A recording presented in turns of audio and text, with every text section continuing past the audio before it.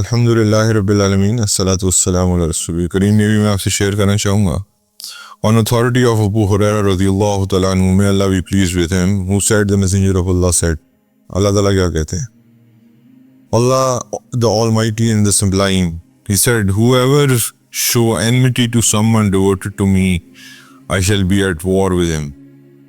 اللہ رب العزت فرماتے ہیں کہ کسی نے اگر میرے کسی دوست کے ساتھ، یعنی کہ جو میرا عبادت گزار ہے، جو میرے راستے پہ چلنے والا ہے، میرے رسول کے راستے پہ چلنے والا ہے، اس کے ساتھ انمیٹی شو کی، دشمنی شو کی، میری طرف سے اس کے دشمن کو جنگ کا اعلان میں اپنی طرف سے جنگ کا اعلان کرتا ہوں. یعنی کہ اللہ کے نیک لوگوں سے پنگا لیتے ہوئے یہ سوچ لینا چاہیے کہ اللہ تعالیٰ یہ کہہ رہے ہیں کہ پھر میری اس کے ساتھ جنگ ہے جو میرے نیک لوگوں کو ستائے گا.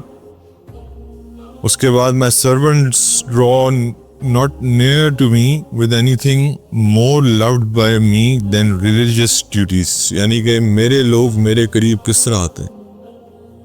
پھر اللہ اس کو ڈیفائن بھی کرتے ہیں. میرا دوست کون ہے؟ اللہ ڈیفائن کرتے ہیں کہ میرا دوست وہ ہے جو ریلیجیس ڈیوٹیز پوری کر کے میرا قرب حاصل کرتا ہے، میرے سے نزدیک آتا ہے. اس کے بعد the religious duties I have enjoined upon him، یعنی کہ جو میں نے اس کے اوپر فرض کی ہیں، جو میں نے اس کے اوپر لاگو کی ہیں، یعنی کہ قرآن کے اندر جو ساری چیزیں موجود ہیں. And my servant continues to draw near to me with supererogatory works so that I shall love him. اور وہ اور میرے قریب آتا ہے بہترین کام کر کے، بہترین اعمال کر کے، اور میرے قرب کو حاصل کرتا ہے. When I love him, I am his hearing. جب میں اس سے محبت کرتا ہوں تو میں اس کے کان بن جاتا ہوں، میں سنتا ہوں.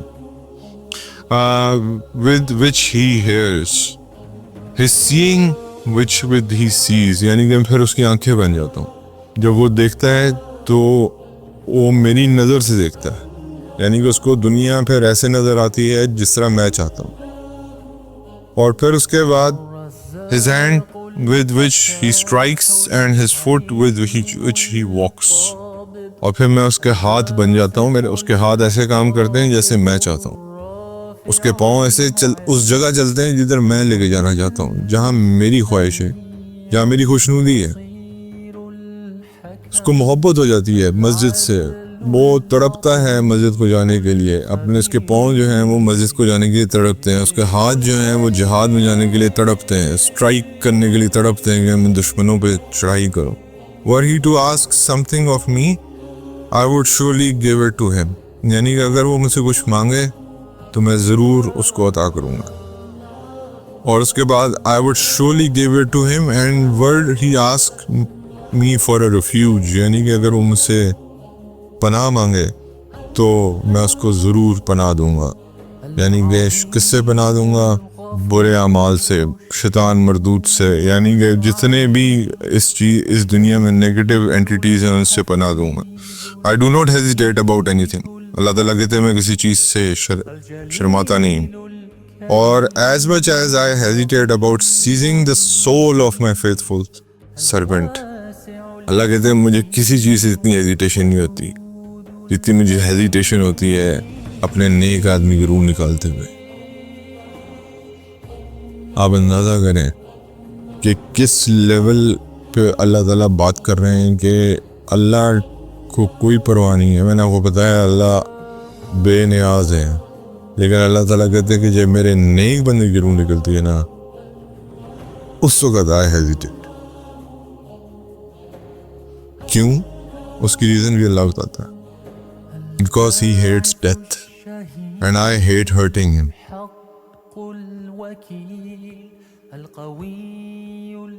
اللہ رب العزت فرماتے ہیں کہ ظاہری بات ہے ڈیتھ ایک ایسی چیز ہے، ایک ایسی حقیقت ہے جو کسی کو بھی پسند نہیں ہے. میں اس کو ہرٹ نہیں کرنا چاہتا، اپنے اس بندے کو جس نے میری لیے عبادت کی، جس نے میرے لیے اپنی زندگی صرف کر دی. لیکن انفارچونیٹلی یہ ایک حقیقت ہے جو ہو کے رہے گی. تو اللہ تعالیٰ پھر آپ دیکھیں اپنی محبت کا اظہار کیسے کرتے ہیں ایک اپنے انسان کے ساتھ، کہ اگر تم میری مانو گے، میرے کہے پہ چلو گے، میرے قریب آؤ گے، میرا قرب حاصل کرو گے، میں تمہاری آنکھیں بنوں گا جسے تم دیکھو گے، میں تمہارے ہاتھ بنوں گا جسے تم نیک کام کرو گے، میں تمہارے پاؤں بن جاؤں گا جسے تم چلو گے، میں تمہارے کان بن جاؤں گا جسے تم وہ سنو گے جو تمہیں صرف فائدہ پہنچائے گا۔ اور جو میرے سے قریب ہو جاتا ہے، مجھے کسی چیز سے ہیزیٹیشن نہیں ہے۔ اللہ ڈزنٹ، میں نے آپ بتایا اللہ از بے نیاز، مجھے کسی چیز سے ہیزیٹیشن نہیں ہے، لیکن صرف اس وقت مجھے ہیزیٹیشن ہوتی ہے کہ جب میں اس کی جان نکالنی ہوتی ہے، کیونکہ مجھے پتہ ہے کہ یہ اس کو ہرٹ کرے گی بات، اور میں نہیں چاہتا کہ میرے ایک نیک بندہ میری وجہ سے ہرٹ ہو۔ یعنی کہ اللہ اتنا خیال اگر جو میرا اور آپ کا خالق ہے، وہ میرا اور آپ کا خیال اگر میں اور آپ نیک ہو جائیں، اس معیار پہ اتر جائیں جو اللہ کا معیار ہے، تو اگر اللہ ہیزیٹیٹ کرتا ہے اپنے ایسے بندوں سے، تو آج مجھے آپ یہ بتا دیں، اللہ تعالیٰ سب سے پہلے یہ ڈکلیئر کر رہا ہے کہ میں اس انسان سے جنگ کا اعلان کرتا ہوں جو میرے محبوب لوگوں سے نفرت رکھتا ہے۔ یعنی کہ اللہ is saying، اور when Allah is an army to a person, nobody can defeat۔ پھر چاہے جو مرضی سامنے ہو، کوئی اس کو شکست نہیں دے سکتا۔ تو یہ اللہ رب العزت فرماتے ہیں ایسے انسان کے بارے میں، اور اللہ رب العزت حیا فرماتے ہیں اس چیز کی کہ میں اس کو ہرٹ نہ کروں، اس کو تکلیف نہ دوں موت کی۔ لیکن کیونکہ یہ ایک ایسی کہانی ہے، اب آپ سوچیں جب نبی کریم صلی اللہ علیہ وسلم کی روح انور نکالی گئی ہوگی، اس وقت اللہ رب العزت کو کتنی تکلیف ہوئی ہوگی، لیکن کیونکہ محبوب کائنات جو تھے ان کو اللہ سے ملنے کی محبت بہت زیادہ تھی، تو وہ تکلیف کہیں ہلکی ہو گئی ہوگی، کیونکہ ان کے ہوسٹ اللہ خود تھے۔ ان کے لیے ویلکم کرنے کے لیے دونوں طرف فرشتوں کی لائن عرش تک تھی۔ تو یہ اللہ رب العزت یہ رتبہ آج بھی لوگوں کو دیتے ہیں۔ ظاہری بات ہے نبی کریم صلی اللہ علیہ وسلم کا رتبہ تو کوئی حاصل نہ دنیا میں کر سکا ہے، نہ کر سکے گا، نہ وہ تو ایک ہی بنے آج تک، ویسا کوئی نہیں۔ اس کے بعد نہ انبیاء کا رتبہ جیسا کوئی حاصل کر سکتا ہے، نہ صحابہ جیسا کوئی رتبہ حاصل کر سکتا ہے۔ لیکن میرے بھائی، آج میں اور آپ اپنی استطاعت میں جتنا بھی اللہ کے قریب جا سکتے ہیں وہ تو جانے کی کوشش کریں، جھوٹ سے باز رہیں، غیبت سے، اللہ معاف کرے، اللہ استغفر اللہ، یہ غیبت کھا جاتی گناہ انسان کو کھا جاتی ہے، ایسے کھاتی ہے جیسے دیمک جو ہے وہ انسان یہ لکڑی کو کھا جاتی ہے، انسانوں کو غیبت کھا جاتی، اور یہ ہماری ٹاک آف دا ٹاؤن ہے آج کل۔ اللہ معاف کرے، انکلوڈنگ مائی سیلف، ہم جب بھی بات کرتے ہیں کسی کی برائی کر لی کسی کی، اتنی چھوٹے آمن گناہوں کو کچھ سمجھتے نہیں، اللہ معاف کرے، تو چھوڑیں گے کیسے؟ ہم سمجھتے ہیں غیبت ایک چھوٹا صغیرہ گناہ ہے، بھائی یہ کبیرہ گناہ ہے، اور میں نے آپ کو بتایا تھا کہ اللہ کے نبی کے نزدیک تو یہ زنا سے بڑا گناہ ہے۔ چغلی، کسی کو نیچا دکھانا، کسی کی لیگ پولنگ کرنا، کسی کو تکلیف دینا، سب چیزیں میرے اور آپ کی زندگی کا حصہ ہے۔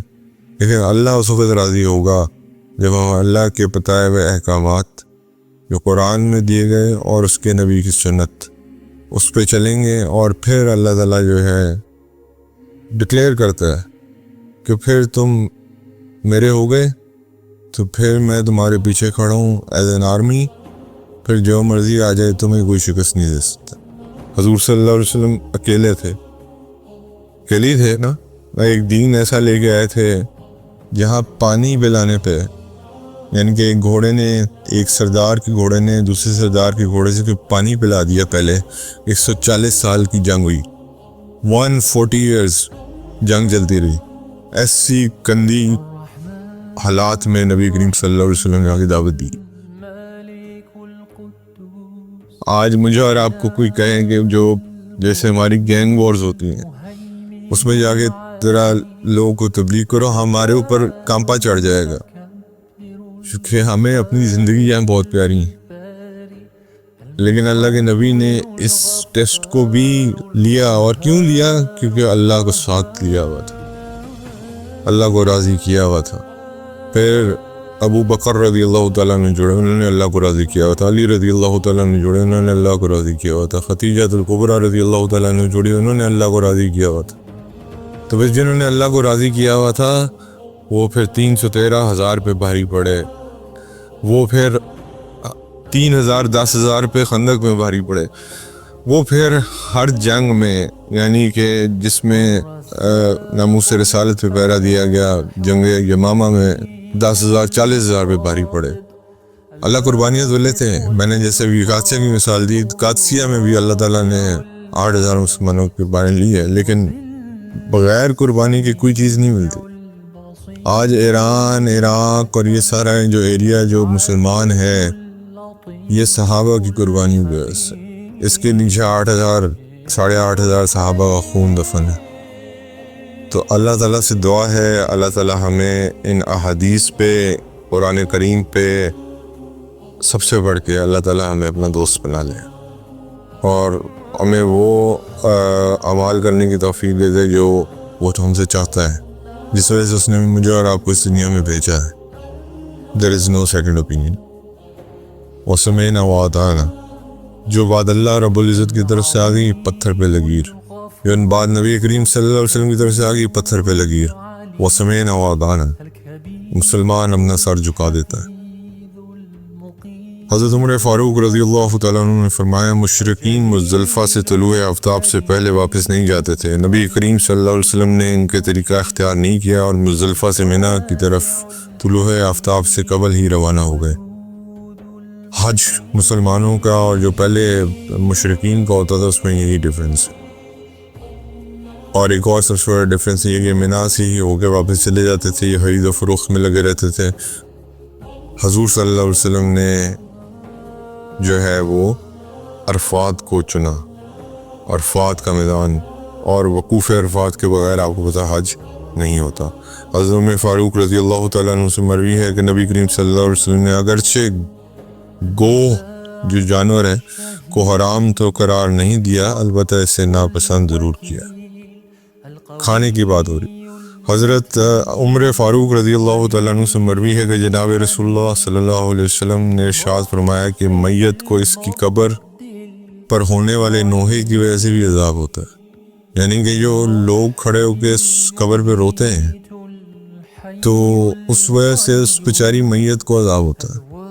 اس کا کیا قصور ہے؟ نوحہ زاری، زور زور سے رونا، یہ اس بات کو جتنا آپ آگے پھیلا سکتے ہیں پھیلائیں کہ خدا کے لیے اس میت پہ رحم کر لیں۔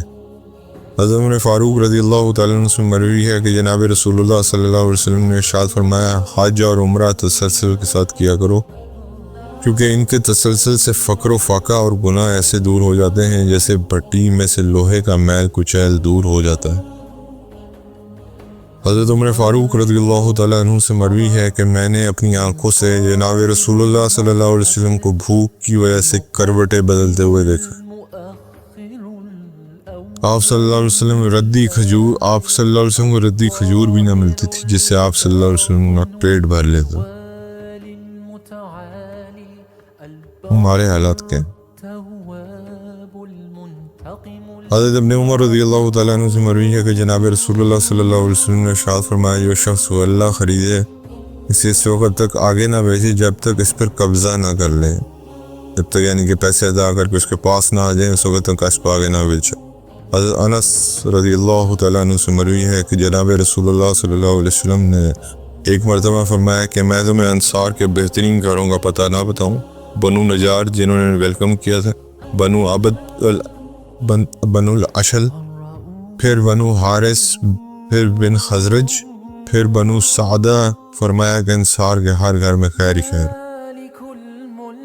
حضرت عمر فاروق رضی اللہ تعالیٰ عنہ سے مروی ہے کہ جناب رسول اللہ صلی اللہ علیہ وسلم نے ارشاد فرمایا، صدقہ دے کر دوبارہ اس کی طرف رجوع کرنے والا اس شخص کی طرح ہوتا ہے جو اپنے منہ سے قے کر کے اس کو چاٹ لے۔ حضرت عمر فاروق رضی اللہ تعالیٰ عنہ سے مروی ہے کہ جناب رسول اللہ صلی اللہ علیہ وسلم نے ارشاد فرمایا ہمارے مال میں وراثت جاری نہیں ہوتی، ہم جو کچھ چھوڑ کر جاتے ہیں وہ سب صدقہ ہوتا ہے، یعنی کہ یہاں انبیاء کی بات ہو رہی، اور نبی کریم صلی اللہ علیہ وسلم نے تو خیر کچھ چھوڑا بھی نہیں تھا۔ ایک مرتبہ حضرت عمر فاروق رضی اللہ تعالیٰ عنہ نے کسی موقع پر اپنے والد کی قسم کھائی، نبی کریم صلی اللہ علیہ وسلم نے انہیں روکتے ہوئے فرمایا جو شخص اللہ کے علاوہ کسی چیز کی قسم کھاتا ہے وہ شرک کرتا ہے۔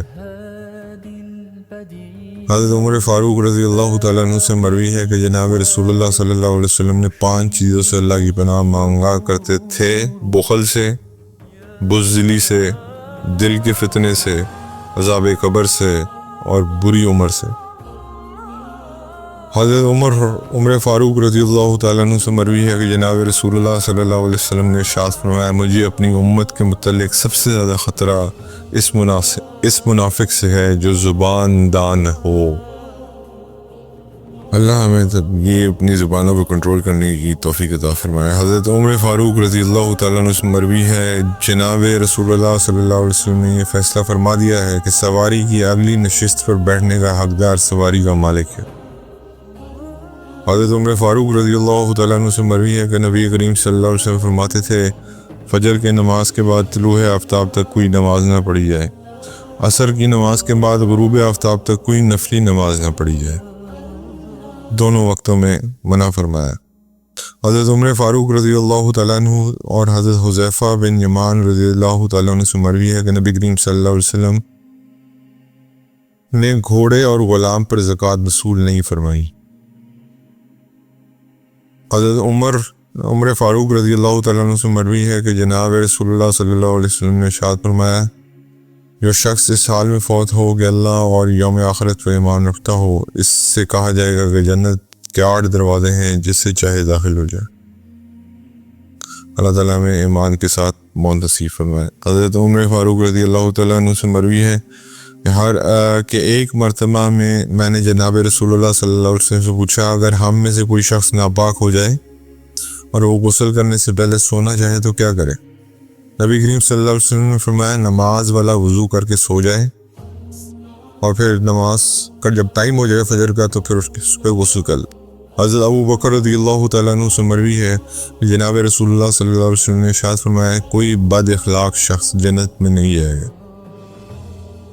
حضرت ابو بکر صدیق رضی اللہ تعالیٰ عنہ سے مروی ہے کہ جناب رسول اللہ صلی اللہ علیہ وسلم نے ارشاد فرمایا جو شخص برے اعمال کرے گا اسے دنیا میں ہی اس کا بدلہ دیا جائے گا، آخرت میں تو ہوگا ہی ہوگا لیکن دنیا میں ملے گا۔ حضرت عمر فاروق رضی اللہ تعالیٰ عنہ سے مروی ہے کہ جناب رسول اللہ صلی اللہ علیہ وسلم نے ارشاد فرمایا تم میں سے جو شخص شب قدر کو تلاش کرنا چاہے تو اسے چاہیے کہ وہ شب قدر کو رمضان کے آخری عشرے میں طاق راتوں میں تلاش کرے۔ یہ حضرت عائشہ رضی اللہ تعالیٰ عنہ سے بھی حدیث مروی ہے۔ حضرت عمر فاروق رضی اللہ تعالیٰ عنہ فرماتے ہیں کہ اگر بعد میں آنے والے مسلمانوں کا خیال نہ ہوتا تو جو بستی اور شہر بھی مفتوح ہوتا میں اس میں خواتین کے درمیان تقسیم کر دیتا جیسا کہ نبی کریم صلی اللہ علیہ وسلم نے خیبر کو تقسیم فرما دیا۔ حضرت ابن عمر یہ بھی حضرت عمر کا احسان ہے ہمارے اوپر کہ انہوں نے تقسیم نہیں کیا ورنہ آج مسلمان ملک ہوتے ہی نہ، ادھر کے لوگ ہی جو ہے وہ قابض ہوتے۔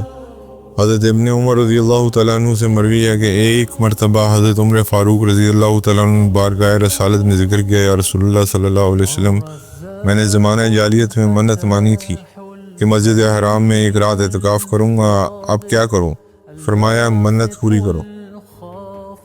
حضرت ابن عمر رضی اللہ تعالیٰ عنہ سے مروی ہے کہ ایک مرتبہ حضرت عمر فاروق رضی اللہ تعالیٰ عنہ حجر اسود کو بوسہ دیا اور اس سے مخاطب ہو کر فرمایا میں جانتا ہوں تو ایک پتھر ہے، اگر میرے نبی صلی اللہ علیہ وسلم کو تیرا بوسہ لیتے ہوئے نہ دیکھا ہوتا تو میں تجھے کبھی بوسہ نہ دیتا۔ حضرت عمر فاروق رضی اللہ تعالیٰ عنہ سے ارشاد فرمایا کہ اگر میں زندہ رہا حضرت عمر فاروق رضی اللہ تعالیٰ عنہ نے ارشاد فرمایا کہ نبی کریم صلی اللہ علیہ وسلم نے فرمایا کہ اگر میں زندہ رہا تو انشاءاللہ جزیرہ عرب سے یہود اور نصارہ کو نکال کر رہوں گا، اور آج وہاں کے لوگ ان کو وہاں آباد کر رہے ہیں۔ کہ یہ میرے اور آپ کے لیے لمحہ فکریہ ہے۔ اللہ تعالیٰ ہمیں عمل کی توفیق عطا فرمائے۔ جزاکم اللہ خیر۔